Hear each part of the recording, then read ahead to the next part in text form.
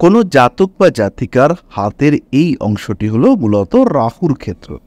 এই অংশটি নির্দেশ করে তার উগ্রতা, তার তীব্রতা, তার তেজ, তার মাথা গরম করবার টেন্ডেন্সি, এই সমস্ত বিষয়গুলো।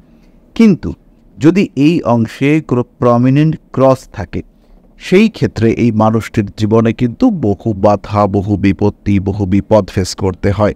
বিভিন্ন দিক থেকে বিভিন্ন মানুষের সঙ্গে সম্পর্ক নষ্ট হওয়ার একটা প্রবণতা দেখতে পাওয়া যায়। তবে এই ক্রসটির সঙ্গে সঙ্গে যদি বৃহস্পতির ক্ষেত্র প্রশস্ত হয়, তাহলে এই জাতক কিন্তু নিজের সমস্ত শত্রুকে দমন করে নিজের বিরাট একটা জায়গা তৈরি করতে সক্ষম হয়ে থাকে।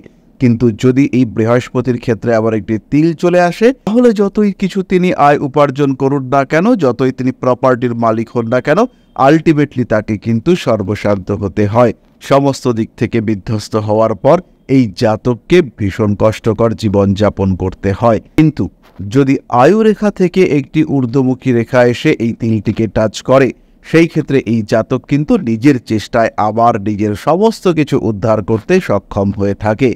কিন্তু এই জাতকের জীবনে বহু উত্থান পতন দেখতে পাওয়া যায়। জাতকের জীবনে সমস্যাও থাকে, সেই সমস্যা থেকে বেরিয়ে আসবার ক্ষমতা সেটাও কিন্তু দেখতে পাওয়া যায়।